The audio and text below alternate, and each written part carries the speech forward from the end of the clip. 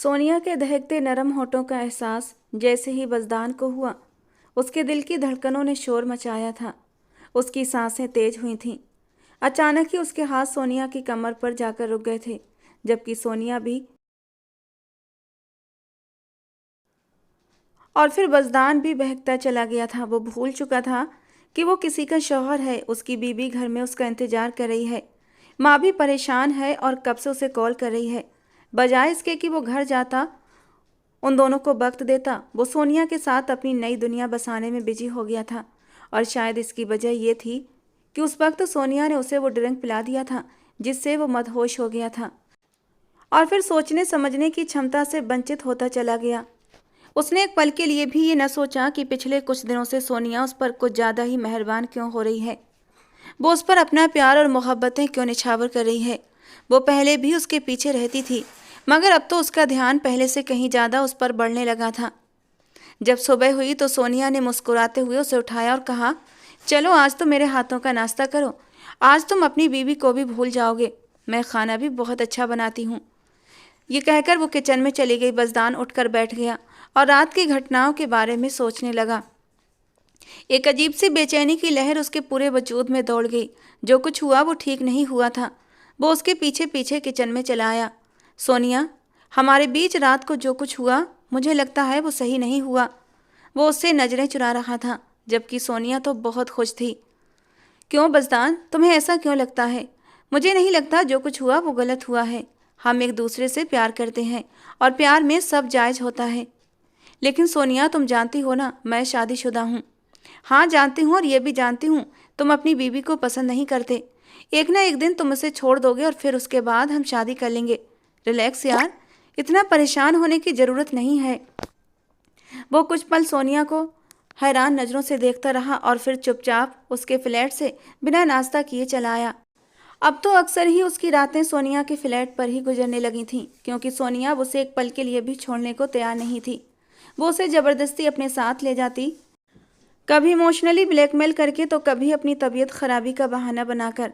लेकिन उस रात के बाद से बज़दान उसके करीब नहीं जाता था। सोनिया लाख कोशिश करती, लाख उसे अपने हुस्न के जल्बों से बहकाना चाहती, लेकिन बज़दान एक बार गलती कर चुका था, दोबारा करना नहीं चाहता था। धीरे धीरे वो गलत राह पर पड़ चुका था। दोस्तों के साथ देर रात तक पार्टी करना, शराब पीना अब उसकी आदत बन चुकी थी।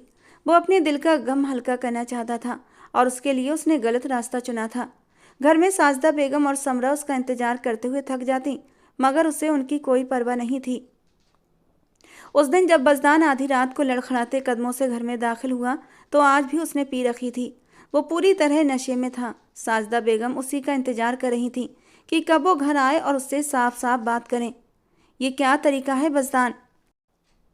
अगर तुम्हें अपनी बीवी के बारे में कोई गलत फहमी हुई है, अगर तुमने किसी से कुछ उल्टा सीधा सुना है, तो बजाय इसके तुम उस गलत फहमी को दूर करो, उससे बात करो। तुमने उसे ही गलत मान लिया। वो अपने बेटे पर बहुत गुस्सा थी। आज उन्होंने ठान लिया था वो उससे बात करेंगी। बज़दान अक्सर उसी वक्त घर आता जब साजदा बेगम सो चुकी होती। न जाने वो ये जानबूझकर करता था या आजकल वो कुछ ज़्यादा ही व्यस्त रहने लगा था। मगर आज जब उन्होंने उसे इस हाल में देखा तो वो बहुत परेशान हुई थी।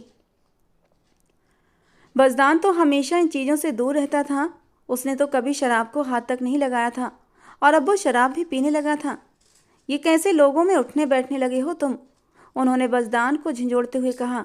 बज़दान उन्हें देखने लगा और फिर बोला, क्या हो गया है आपको मम्मा? आप अच्छी तरह जानती हैं मेरी कंपनी को, मेरे सारे दोस्तों को, फिर आप इस तरह से बात क्यों कर रही हैं? वो उनकी पकड़ से अपना हाथ छुड़ाते हुए बोला, और आपको मुझसे बात करनी थी, ठीक है, लेकिन इस वक्त मैं होश में नहीं हूँ। मैं बाद में आपसे बात करूँगा। ये कहकर वो अपने कमरे में चला गया। कमरे की लाइट जल रही थी और सामने ही समरा बिस्तर पर सो रही थी। उसके बाल खुले हुए थे और कुछ लटें उसके चेहरे के आसपास बिखरी हुई थीं। बज़दान मदहोशी में उसे देखता जा रहा था। समरा का हुस्न किसी को भी अपना दीवाना बना सकता था। देखने में किसी परी जैसी ही लगती थी। अगर बज़दान ने उस दिन उसे समीर के साथ बात करते हुए न देखा होता, अगर उसे समरा और समीर के रिश्ते के बारे में पता न होता, तो वो कभी भी उससे इस तरह दूर न होता, बल्कि वो उसकी मोहब्बत में दीवाना हो चुका होता, उसके हुस्न का कैदी बन चुका होता। मगर अब हालात बदल चुके थे। अब वो उससे नफरत करने लगा था। वो उसके करीब कैसे जा सकता था? वो लड़खड़ाते हुए उसके करीब बैठा था, अपनी उंगलियों से उसके गालों को छूने लगा। बज़दान के छूने पर समरा हड़बड़ाकर उठी थी। बज़दान को ये नशे में देखकर वो एकदम हैरान हुई थी। उसने अपने मुंह पर हाथ रखा। आप पीकर आए हैं? उसे विश्वास नहीं हो रहा था। हाँ, पीकर आया हूँ। क्या करोगी तुम? कहते कहते वो उसकी ओर झुका था, लेकिन अगले ही पल वो उसकी गोद में लुढ़क चुका था। समरा ने उसे उठाकर बेड पर लिटाया, उसके सर के नीचे तकिया रख दिया कि तभी बज़दान ने समरा का हाथ पकड़कर अपनी ओर खींचा था और वो सीधा उसके सीने पर जाकर गिरी थी। बज़दान की संगत पर समरा के दिल की धड़कन तेज हुई थी। अपनी लाल होती आंखों के साथ बज़दान उसे ही देख रहा था और अगले ही पल बज़दान ने उसे खींचकर अपनी बाहों में समेटा था।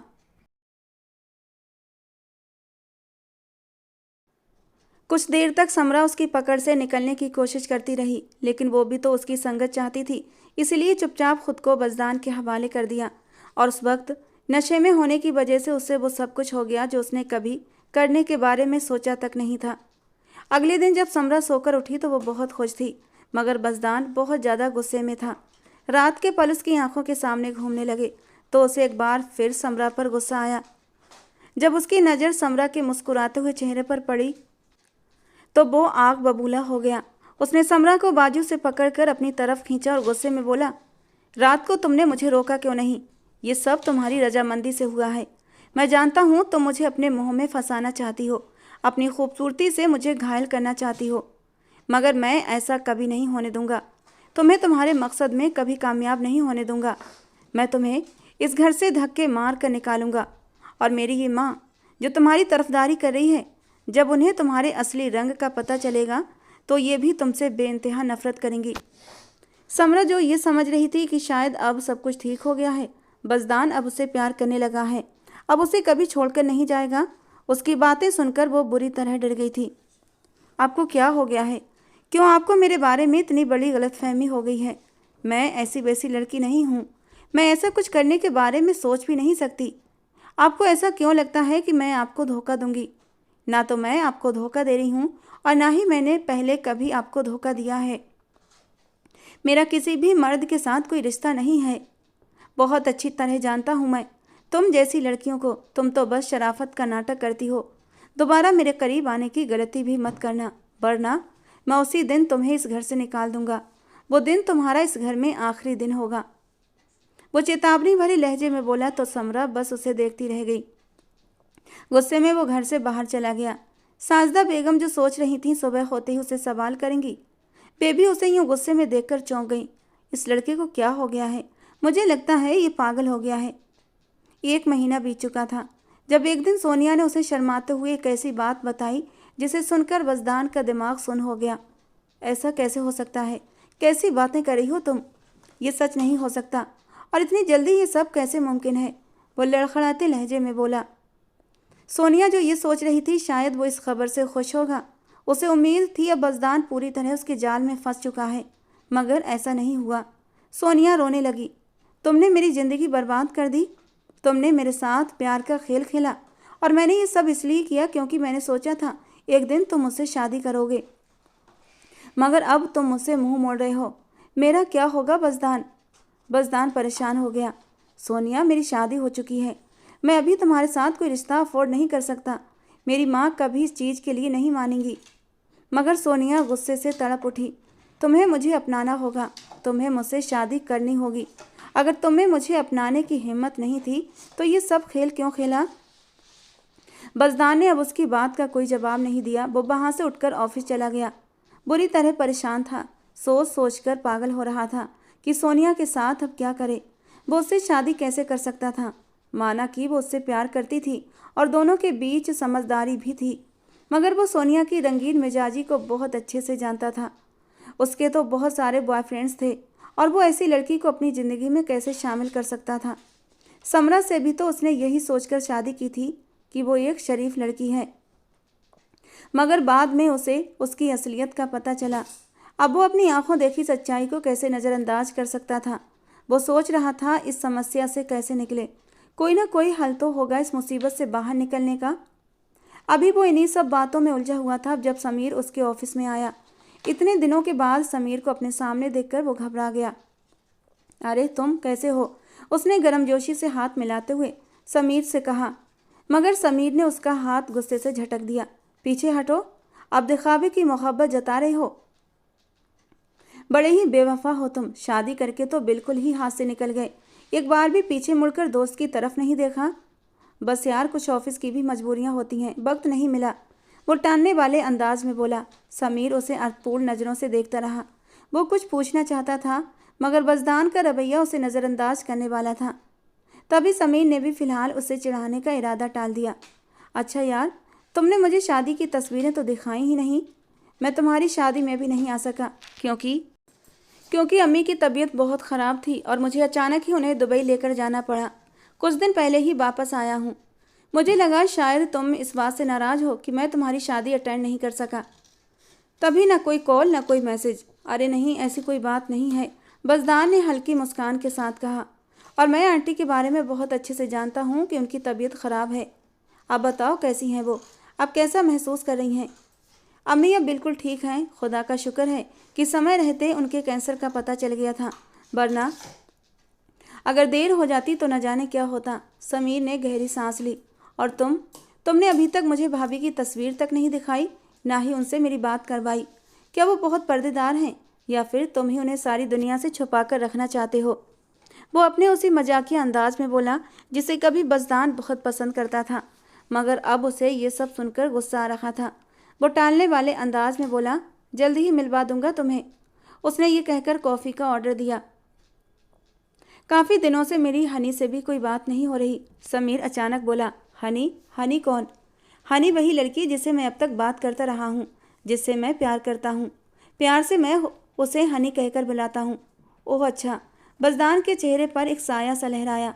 उसका नंबर लगातार स्विच ऑफ था, लेकिन कल मेरी उससे बात हुई। यकीन मानो मेरे दिल को बहुत सुकून मिला। अम्मी से मैंने अभी तक हनी के बारे में बात नहीं की है, वरना वो कहेंगी चलो अभी उसे घर लेकर आते हैं। वो हंसते हुए बोल रहा था, मगर बज़दान का खून गुस्से के मारे खौल रहा था। तो इसका मतलब ये है कि समरा अभी भी अपनी हरकतों से बाज नहीं आई। बज़दान सोचने लगा, वो अभी समीर से जुड़ी हुई है। मैं इस लड़की को जिंदा नहीं छोड़ूंगा। अपनी ही दोस्त के साथ मैं इसे अपनी ज़िंदगी में और नहीं रख सकता। मैं इसे घर से निकाल दूंगा। तभी समीर की आवाज़ ने उसे चौंका दिया। मैंने कल हनी से मिलने जाना है। इस बार उसने खुद मुझे होटल बुलाया है। कह रही थी एक बहुत ज़रूरी बात बतानी है जो मैंने अब तक तुमसे छुपाई है। एक राज है जो तुम्हें बताना है। समीर की बात सुनकर बज़दान एक पल के लिए सन्न रह गया। तो इसका मतलब ये है वो उससे मिलकर अपनी शादी के बारे में बताना चाहती है। अच्छा, तो ये बात है। वो मुझसे मायूस होकर समीर की तरफ मुड़ गई है और अब उससे शादी करना चाहती है। चलो अच्छा ही है, मेरी भी जान छूट जाएगी, समीर को भी उसकी मोहब्बत मिल जाएगी। लेकिन जब समीर को पता चलेगा हनी कोई और नहीं बल्कि मेरी ही बीवी है, तब उसके दिल पर क्या गुजरेगी? क्या मुझे खुद समीर को ये सब बता देना चाहिए? नहीं नहीं, उसने खुद को संभाला। मुझे अभी कुछ भी करने की ज़रूरत नहीं। पहले मुझे समरा को रंगे हाथों पकड़ना होगा। अपनी माँ को उसका असली चेहरा दिखाना होगा। उसके बाद ही समीर और उसके परिवार को सच्चाई बताऊंगा। क्या सोच रहे हो तुम? समीर ने उसकी तंद्रा तोड़ी। मैं तुमसे इतने समय बाद मिलने आया हूँ और तुम हो कि अपने ही ख्यालों में खोए हुए हो। कहीं भाभी के बारे में तो नहीं सोच रहे? बज़दान मुस्कुरा भी न सका। तुम कभी नहीं बदल सकते, हमेशा मस्करे के मस्करे ही रहोगे। हनी भी यही कहती है कि मैं कभी न बदलूं, उससे मेरा यही अंदाज पसंद है। समीर हंसते हुए बोला। मगर बज़दान को तो लग रहा था उसका दिमाग फट जाएगा। अपने ही दोस्त के मुंह से अपनी बीवी की बातें कैसे सुन सकता हूँ? तभी उसके क्लाइंट्स मीटिंग के लिए आ गए। बज़दान ने राहत की सांस ली कि किसी बहाने से ही सही समीर से पीछा तो छूटा। बातों बातों में समीर ने उसे बता दिया था वो किस होटल में किस समय हनी से मिलने वाला था। और अब बज़दान ने भी ठान लिया था कि कल उसी वक्त वो अपनी माँ को लेकर वहाँ जाएगा और उन्हें समरा की सच्चाई दिखाएगा। घर आया तो देखा समरा पैकिंग कर रही थी। तुम कहाँ जा रही हो? अम्मी के घर जा रही हूँ, काफ़ी दिन हो गए हैं उनसे मिले हुए, वो बुला रही हैं, समरा ने कहा। बज़दान के होंठों पर एक कड़वी मुस्कान फैल गई।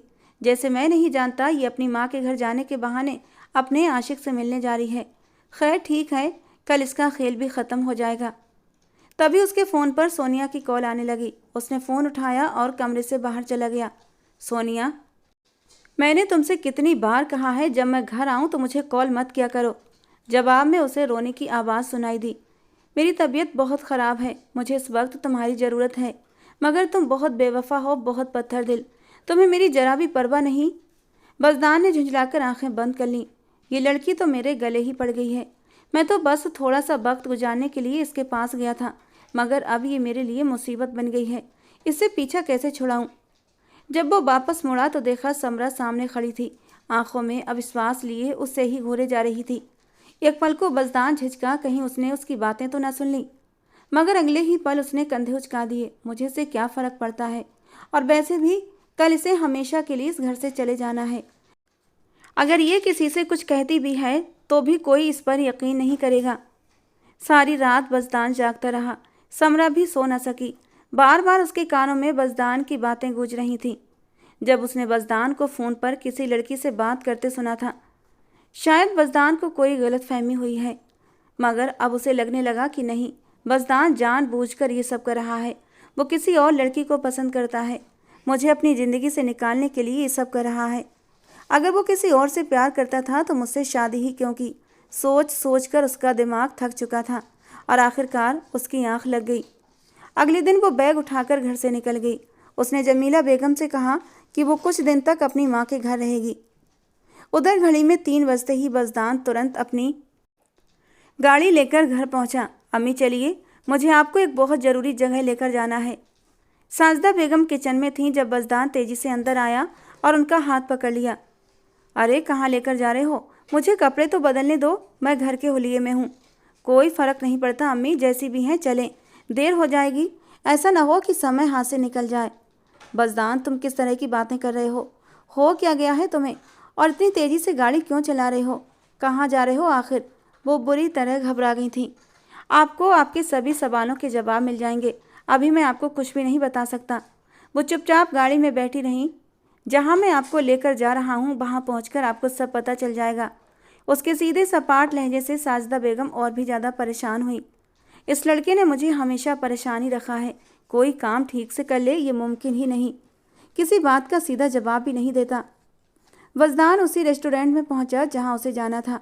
उसने समीर को कॉल किया, लेकिन उसने कॉल कट कर दी। तो बज़दान ने दोबारा से कॉल मिलाई। क्या है यार?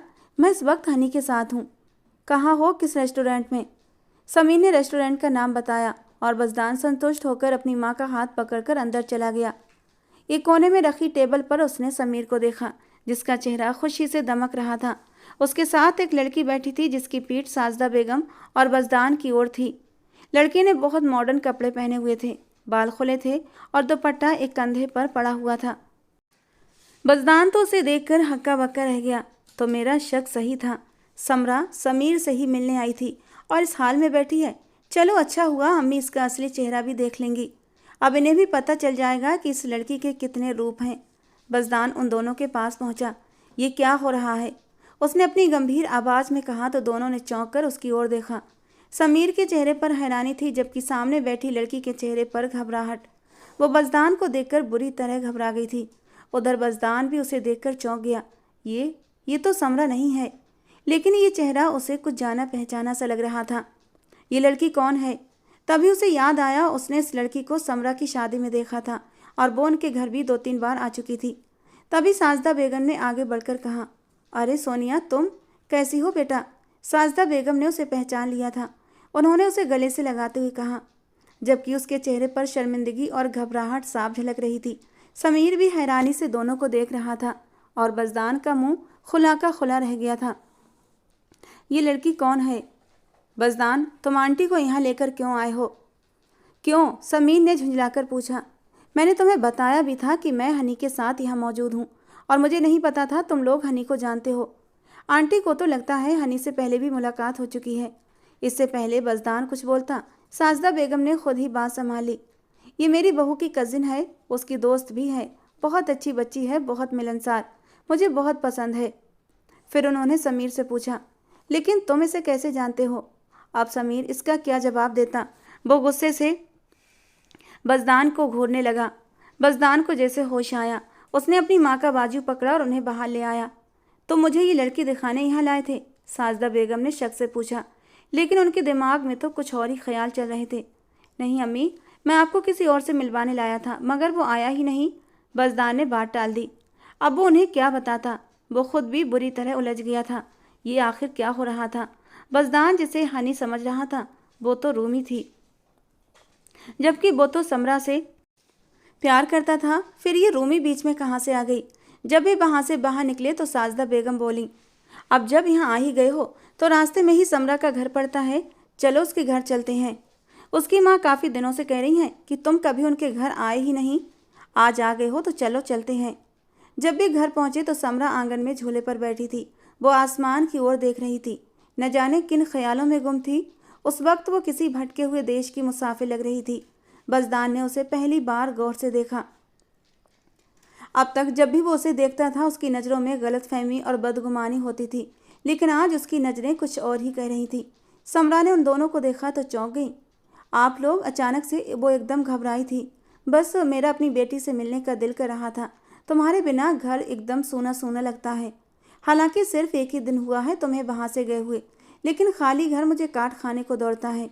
फिर उन्होंने आगे कहा, तुम्हें लेने आई हूँ। बज़दान भी तुम्हारे लिए बहुत परेशान और उदास था। ये सुनकर समरा ने अविश्वास से बज़दान की ओर देखा। उसकी आंखों में एक अलग ही चमक थी और चेहरे के भाव भी पहले से बिल्कुल अलग थे। वो बहुत प्यार से समरा को देख रहा था। सारी गलतफहमियों के बादल छट गए थे, बल्कि बज़दान अब शर्मिंदगी महसूस कर रहा था कि उसने बेकार में ही समरा का दिल दुखाया, उस पर शक किया। समरा तो इस बदलाव पर हैरान रह गई थी। कहाँ तो एक दिन पहले तक बज़दान उसे लेकर बेजार रहता था, किसी और लड़की से बातें कर रहा था, और कहाँ अब उसके दिल में समरा के लिए अचानक से मोहब्बत जाग उठी थी। समरा जितना हैरान होती उतना कम था। वापसी पर साजदा बेगम उसे घर ले आई। वो भी नोट कर रही थी कि आज बज़दान का रवैया बहुत बदला हुआ था। बार बार उसका झुकाव समरा की तरफ महसूस हो रहा था। उसकी आंखों में उसके लिए प्यार झलक रहा था। और यह हनी वाला क्या चक्कर था? इसका जवाब तो सिर्फ समीर ही दे सकता था। शाम को जब बज़दान समीर के पास गया तो वो गुस्से से उसे बुरा भला कहने लगा। तुम्हें बताया था कि मैं कहाँ हूँ, किसके साथ हूँ, फिर आंटी को वहाँ लाने की क्या ज़रूरत थी?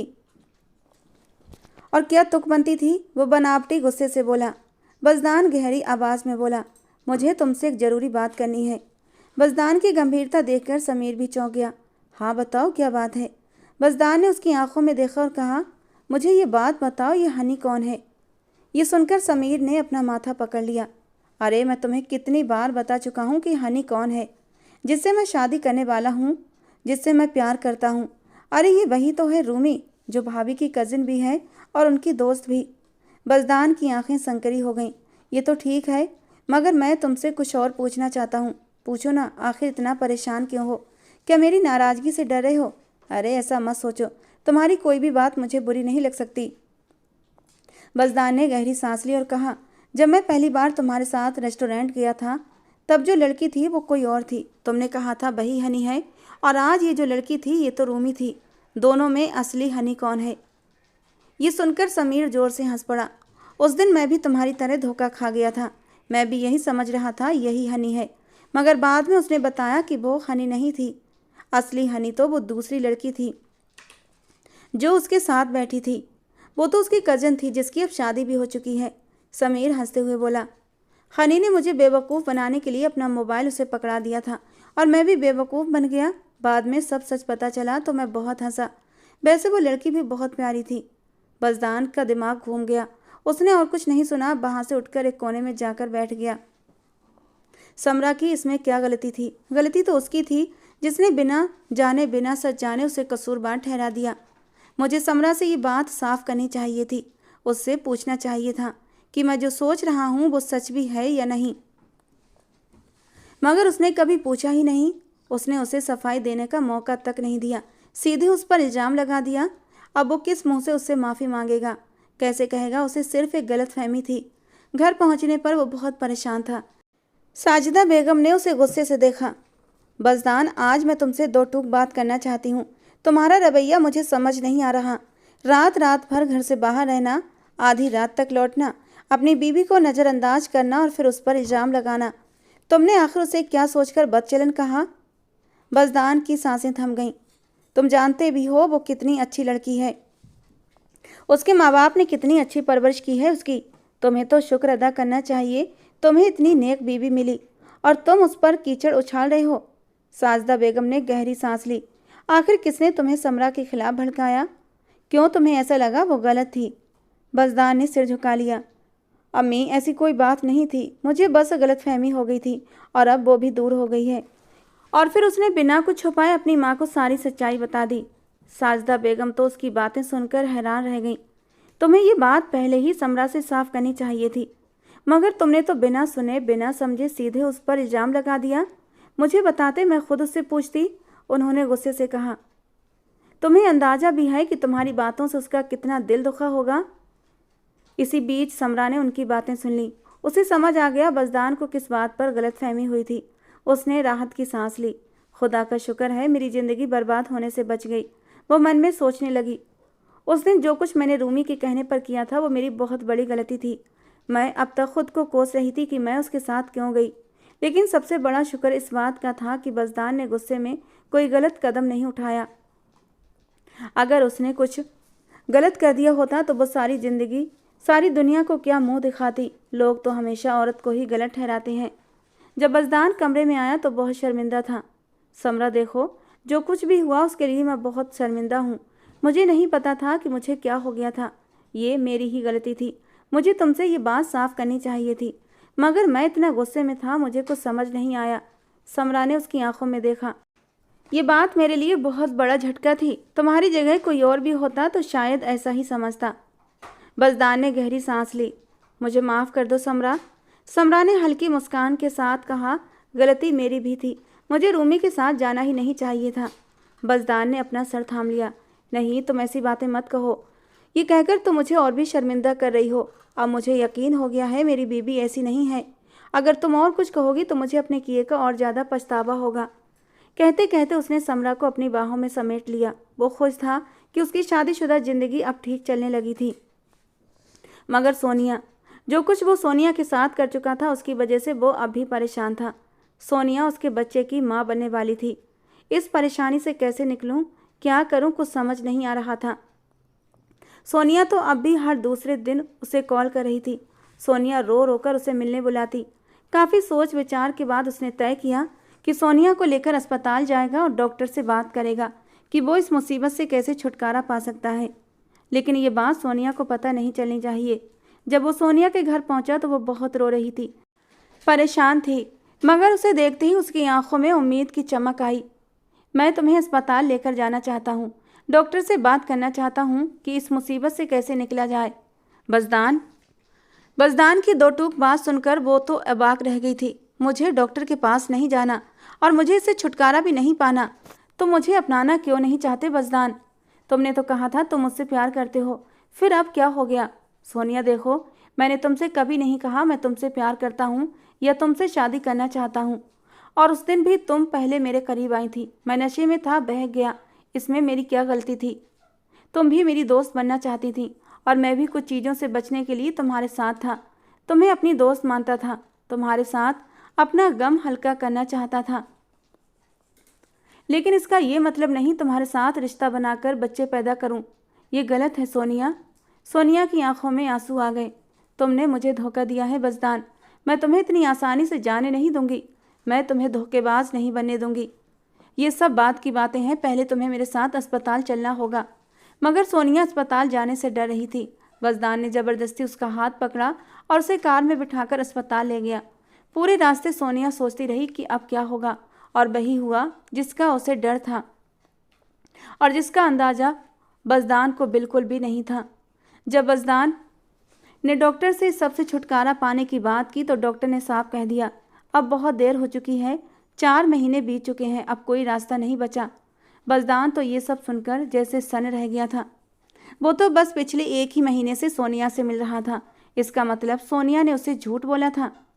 सोनिया नजरें चुराने लगी। बज़दान ने गुस्से में उसे घूरा और वहाँ से जाने लगा, मगर सोनिया ने उसका बाजू पकड़ लिया। मुझे माफ़ कर दो बज़दान, मैंने तुमसे झूठ बोला, मगर ये सच है कि मैं तुमसे प्यार करती हूँ। मुझसे गलती हो गई और मेरी इस गलती के लिए मुझे माफ़ कर दो। मैं तुम्हारी ओर से मायूस होकर टोनी की तरफ चली गई थी, ये सोचकर शायद मैं तुम्हें भूल जाऊं, मगर मैं तुम्हें कभी भूल नहीं पाई, और जब तुम मेरी ज़िंदगी में लौटे तो मुझे लगा अब मुझे तुम्हें कभी भी खोना नहीं चाहिए।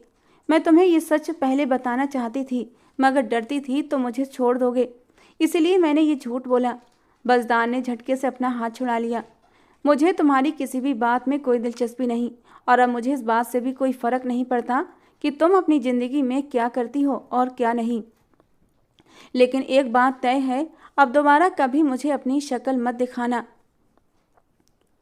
जाते जाते वो उसके हाथ पर एक मोटी रकम रख गया। ये चेक लो, तुम शादी करो या इसे किसी और के हवाले करो, ये तुम्हारी समस्या है, मगर अब मेरी ज़िंदगी में दोबारा मत आना। बज़दार गुस्से में वहाँ से चला गया, जबकि सोनिया वहीं बैठकर फूट फूट कर रोने लगी। कुछ ही दिन बीते थे कि समीर ने बज़दार को फ़ोन करके ये खुशखबरी सुनाई कि वो रूमी से शादी कर रहा है। रूमी के माँ बाप भी इस रिश्ते से बहुत खुश थे, और अब दोनों परिवारों की रजामंदी से उनकी शादी भी तय हो रही थी। समरा ने रूमी की शादी में बस औपचारिकता ही निभाई थी। शादी के बाद भी जब जब रूमी उससे मिली तो वह बस सरसरी से अंदाज में ही मिली थी। पहले जैसी गर्मजोशी और प्यार अब उसके व्यवहार में नहीं था, और उसकी वजह ये थी कि रूमी की वजह से वो बहुत बड़ी मुसीबत में पड़ते पड़ते बची थी, और उसी की वजह से उसका पति उस पर शक करने लगा था।